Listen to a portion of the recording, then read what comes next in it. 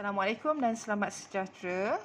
Hari ini saya, Cikgu Ayuni, akan menerangkan tentang bab 2, Nutrisi dan Teknologi Makanan dalam Sains Tingkatan 5, menjurus kepada topik 2.2, Keperluan Nutrien oleh Tumbuhan. Sebelum itu, kita lihat dahulu standard kandungan dan standard pembelajaran. Okey, untuk standard kandungan pada hari ini 2.2, Keperluan Nutrien oleh Tumbuhan. Dan standard pembelajarannya pula, murid boleh yang pertama menjelaskan dengan contoh fungsi makronutrien dan mikronutrien kepada tumbuhan. Dan yang kedua, menjalankan eksperimen untuk mengkaji kesan kekurangan makronutrien kepada tumbuhan. Okey pelajar. Bukan hanya manusia dan juga haiwan yang memerlukan nutrien. Kalau kita memerlukan dalam bentuk makanan lah. Kalau kita manusia, kita akan makan untuk dapatkan bekalan nutrien, sama juga dengan haiwan. Okey, namun tumbuhan juga dia memerlukan nutrien untuk pertumbuhan, perkembangan dan pembiakan. Maknanya tumbuhan juga perlukan makanan lah. Cuma dalam bentuk yang berbeza dengan makanan manusia.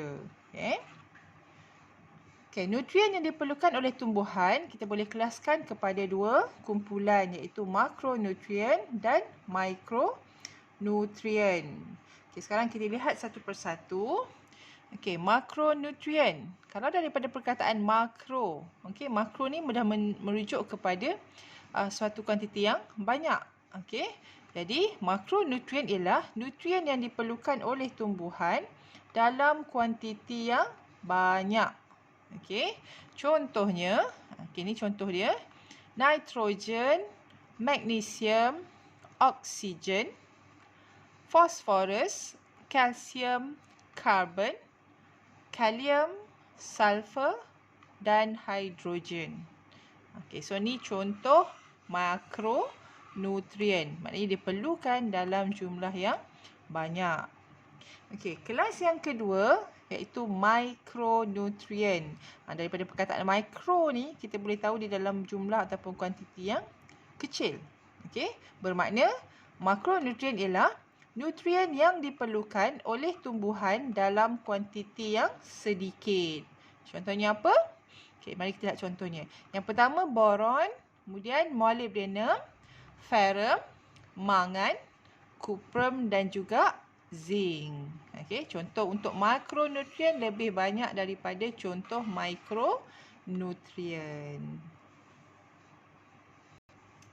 Okey, sekarang pelajar kita lihat pula pada kelas yang pertama secara khusus.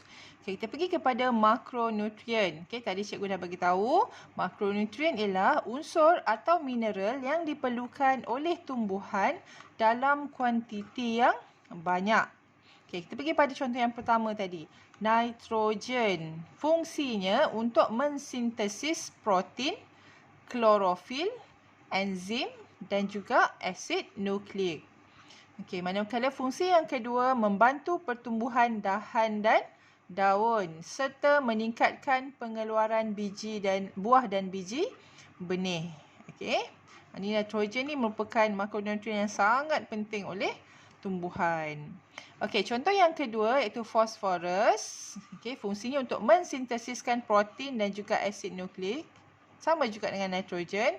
Tapi dia juga membantu untuk menggalakkan pembahagian sel untuk penghasilan bunga dan buah. Okey, contoh yang ketiga iaitu kalium. Mensintesiskan protein juga fungsinya. Dan fungsi yang kedua menggalakkan pembahagian sel tumbuhan. Ini lebih pada untuk tumbesaran. Dan yang ketiga memperkuat daya ketahanan terhadap jangkitan penyakit. Okey. Ini penting ni, kadang-kadang tumbuhan juga diserang penyakit. Okey, yang keempat, magnesium.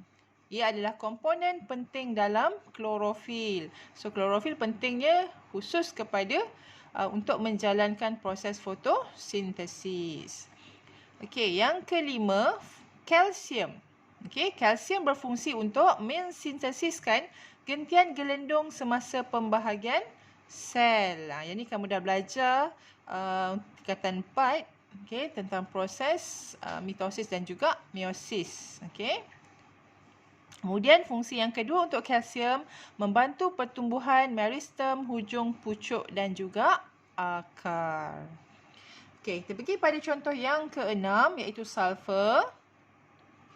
Fungsi sulfur untuk mensintesiskan protein dan juga klorofil. Okey, yang kedua membantu perkembangan buah. Buah lebih cepat masak. Okey. Kemudian menggalakkan pembahagian sel tumbuhan. Yang ini untuk pertumbuhan tersebut. Okey, yang ketujuh, oksigen.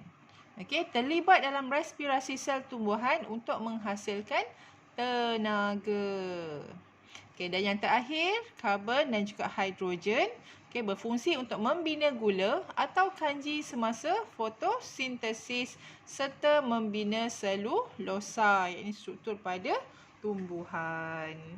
Okey, jadi inilah dia makronutrien yang penting, yang sangat diperlukan oleh tumbuhan dan diperlukan dalam kuantiti yang banyak. Okey, seterusnya pelajar, kita pergi kepada kelas yang kedua iaitu mikronutrien. Okey. Mikronutrien ialah unsur atau mineral yang diperlukan oleh tumbuhan dalam kuantiti yang sedikit. Maknanya dia perlu ada tetapi dalam kuantiti yang sedikit. Okay, contoh yang pertama iaitu boron. Fungsi boron untuk mensintesiskan klorofil dan dinding sel. Lebih kurang juga kan, tadi dalam makro pun ada juga yang berfungsi untuk mensintesis klorofil. Jadi boron ni sebagai mikronutrien tambahan lah untuk membantu proses tersebut. Yang kedua, fungsi boron membantu pembentukan buah dan biji benih. Okey, kita pergi pada mikronutrien yang kedua iaitu ferrum. Okey, ferrum membantu pertumbuhan bahagian pokok yang muda serta membantu respirasi sel. Okey, yang ketiga, kuprum. Okey, yang ni kuprum berfungsi iaitu dengan terlibat dalam proses fotosintesis dan juga respirasi. Okey, yang keempat iaitu molybdenum. Okey, berfungsi untuk mensintesiskan protein serta membantu pertumbuhan tumbuhan. Okey, yang kelima, mangan. Okey, mangan terlibat dalam fotosintesis dan respirasi serta membantu pembentukan asid amino dalam tumbuhan. Dan yang terakhir ialah zinc. Zinc membantu sintesis protein dan pembentukan klorofil serta membantu pembentukan daun. Okay, jadi kamu kena ingatlah, ada 6 contoh untuk mikronutrien yang diperlukan oleh tumbuhan tapi diperlukan dalam kuantiti yang sedikit. Okey, sekarang kita teruskan pengajaran, pembelajaran kita pada hari ini dengan melihat kepada kesan kekurangan nitrogen, fosforus dan kalium terhadap pertumbuhan. Ini menjurus terlebih kepada kalau berlakunya kekurangan makronutrien. Okey, tadi makronutrien kan yang kita bincangkan yang penting yang diperlukan dalam jumlah yang banyak. Okey, kita lihat perbandingan antara ketiga-tiganya dengan tumbuhan yang sihat. Okey, jika tumbuhan yang sihat, apa ciri-ciri tumbuhan yang sihat? Okey, pertumbuhan normal. Okey, dia membesar macam biasa, tak ada masalah. Kemudian batang tumbuhan kuat. Okey, daun di bahagian atas kecil dan berwarna hijau muda. Okey, ni yang bahagian atas lah, bahagian pucuk yang baru nak keluar tu Okey, kemudian daun di bahagian bawah besar dan berwarna hijau tua. Okey. Kemudian menghasilkan bunga dan juga buah yang normal. Okey, sama saja kalau tempoh dalam bulan kita boleh dapat hasilnya. 6 bulan lah dia membesar. Okey. Kemudian pertumbuhan akar normal. So yang ni untuk tumbuhan yang sihat lah. Sekarang kita bandingkan dengan yang pertama, tumbuhan yang kekurangan nitrogen. Okey, apa yang berlaku dari segi pertumbuhan? Bila kurang nitrogen, pertumbuhan-tumbuhan terbantut. Kalau kamu tengok kat sini, kalau pokok ni tinggi macam ni, dia terbantut, dia lebih pendek lah, rendah. Okey, yang kedua, batang tumbuhan lemah. Okey, dia mungkin mudah patah, lembik je kita tengok macam Melayu Okey, yang ketiga, daun di bahagian atas lebih kecil dan mudah gugur. Tak sempat dia nak membesar lagi, dia dah gugur. That's why lah tumbuhan ini tak tinggilah ataupun tumbuhan dia akan jadi terbantut. Okey, kemudian daun di bahagian bawah berwarna hijau pucat atau kuning. Warna dia pun tak sihat. Okey, ni ada sikit-sikit diwarnakan dengan warna kuning. Dia tak sepenuhnya hijau. Okey, kemudian penghasilan bunga dan buah terbantut. Jadi kita tak dapat hasil yang banyak lah. Okey. Dan pertumbuhan, tetapi kat sini pertumbuhan akar normal. Akar dia sama. Okey, cuma di bahagian bawah pertumbuhan yang bahagian atas ni banyak terganggu lah. Okey. Okey, sekarang kita lihat pula perbandingan dengan tumbuhan yang kekurangan fosforus.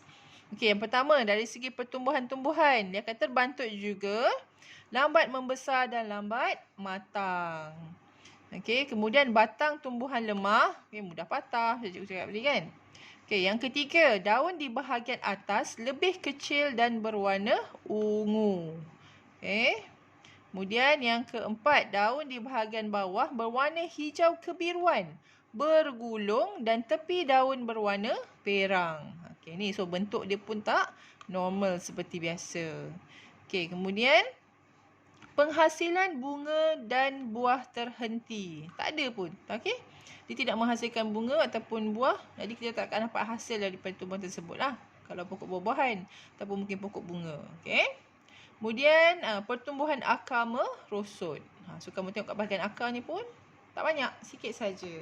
Jadi tak mampu untuk menyerap air yang mencukupi. Okey, dan yang terakhir, yang ketiga, kita bandingkan dengan tumbuhan yang kekurangan kalium. Okey, yang pertama dari segi pertumbuhan tumbuhan, terbantut, mati sebelum matang. Okey, dia bukan hanya terbantut, tapi dia mungkin juga pokok tu akan mati. Okey, yang kedua, batang tumbuhan lemah. Daun di bahagian atas bertumpuk perang. Okey, yang bahagian atas ni lah, bahagian pucuk ni. Hujung bergulung dan klorosis. Ada kuning-kuning pada pokok, pada daun tersebut. Okey, kemudian daun di bahagian bawah layu dengan tisu mati di tepi daun. Kita boleh nampak dekat bahagian tepi-tepi ni macam daun yang dah mati tu kan, warna coklat tu dekat bahagian tepi-tepi daun. Kemudian penghasilan bunga berkurang dan penghasilan buah terhenti.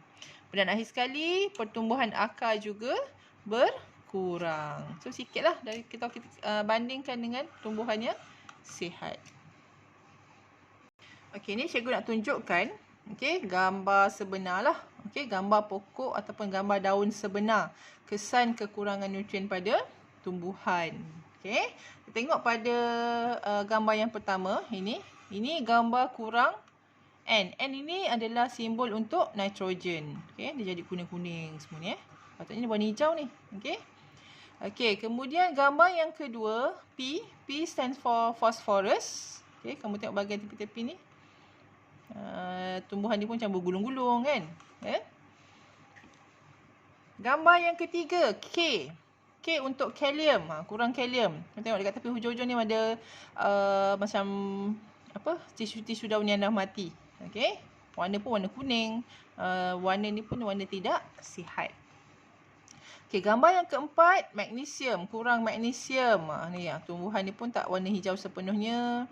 Ada yang tepi-tepi yang macam dah mati sedikit. Kemudian ada warna dia pun macam warna pucat, putihan sikit. Gambar yang kelima, kurang kalsium. Ni pun ada pun. Kamu tengok kan? Daun dia memang tak sihat, dia bergulung-gulung, ada kuning-kuning. Kemudian gambar yang keenam, zinc. Kurang zinc. ZN ni untuk zinc.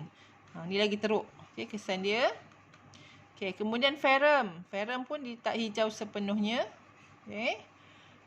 MO, molybdenum. Ni ada sikit-sikit bahagian yang ada struktur ataupun tisu daun yang mati. Tak sepenuhnya hijau. MN untuk mangan. Perkembangan tak cantik, bentuk dia pun tak cantik. Ada yang bergulung. Kemudian yang terakhir sekali, klorin. Ni pun dekat tengah-tengah pada daun tu ada kuning-kuning, ada bahagian tisu sel yang mati.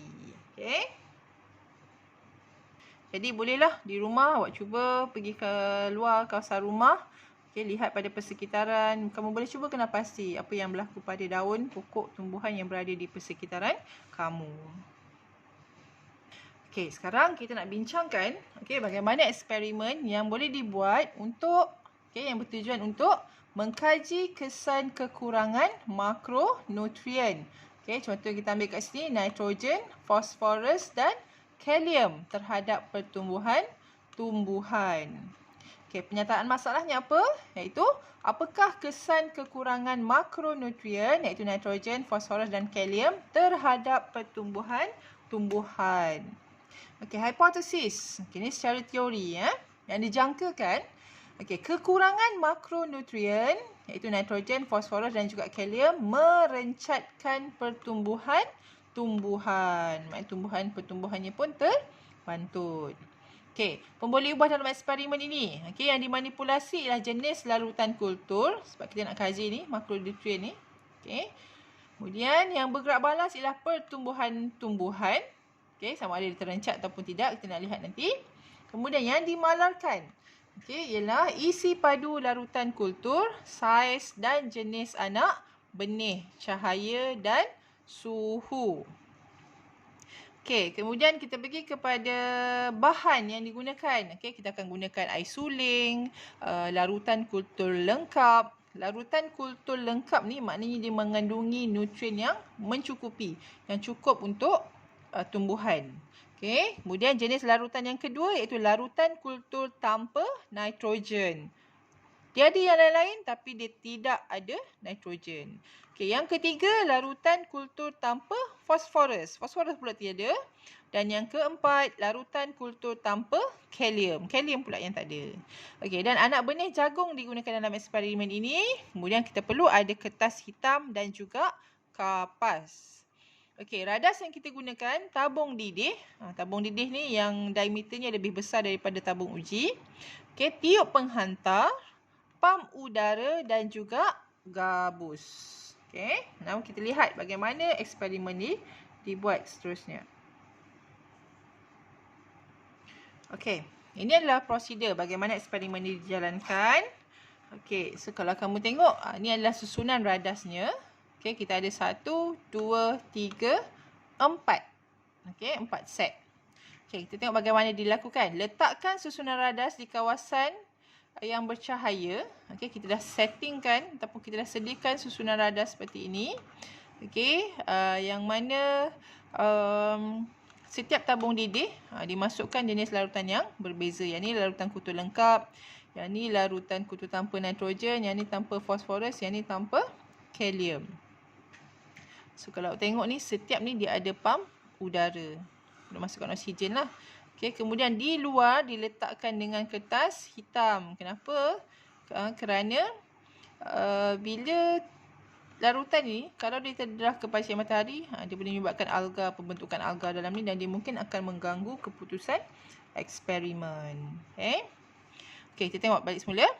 Lepas kita sediakan radas, kita letakkan susunan radas di kawasan yang bercahaya seperti tempat yang berdekatan dengan tingkap makmal sains yang disinari oleh cahaya matahari.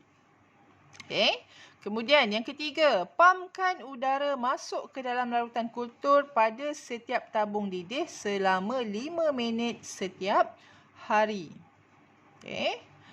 Yang keempat, larutan kultur di dalam tabung didih ditukar sekali seminggu dengan jenis larutan kultur yang sama. Kenapa perlu ditukar? Sebab mungkinlah boleh menyebab maknanya nutrien dalam tu digunakan oleh tumbuhan. Jadi nak pastikan sentiasa cukup nutrien yang berada dalam setiap larutan ni.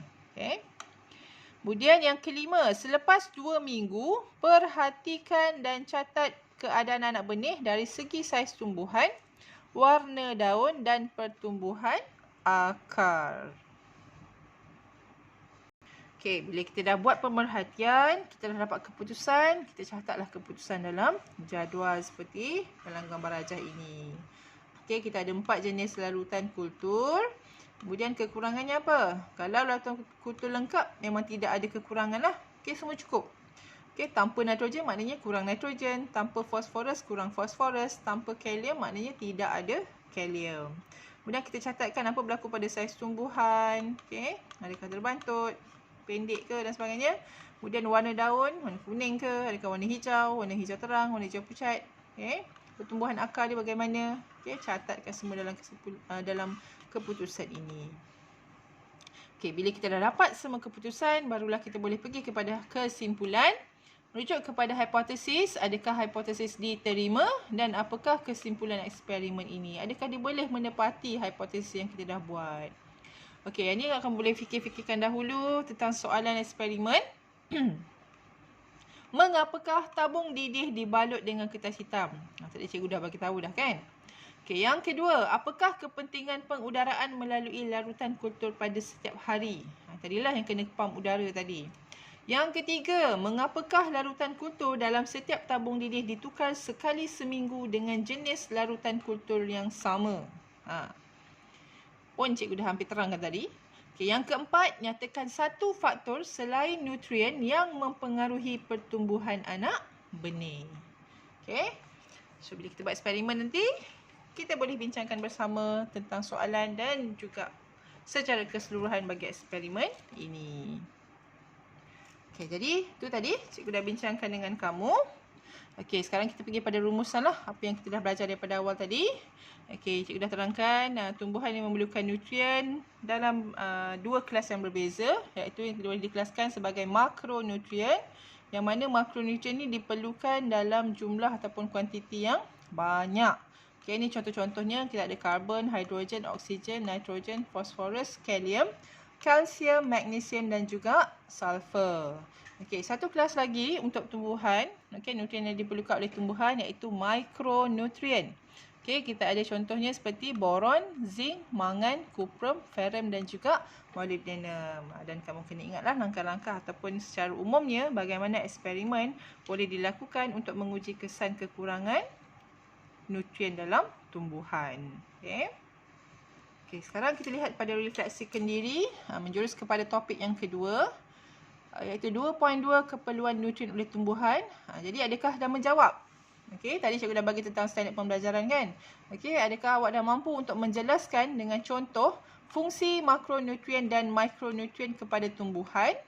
Okey, serta menjalankan eksperimen untuk mengkaji kesan kekurangan makronutrien kepada tumbuhan. Yang ni kita belum buat lah. Okey, bila kita berjumpa nanti, kita akan lakukannya di makmal sekolah. Okey. Okey, jadi itu saja daripada saya untuk hari ini. Okey, sekian dahulu. Terima kasih kerana berikan perhatian. Semoga ilmu yang cikgu sampaikan memberikan manfaat kepada kamu semua. Sekian dahulu pada hari ini. Okey, Assalamualaikum warahmatullahi wabarakatuh.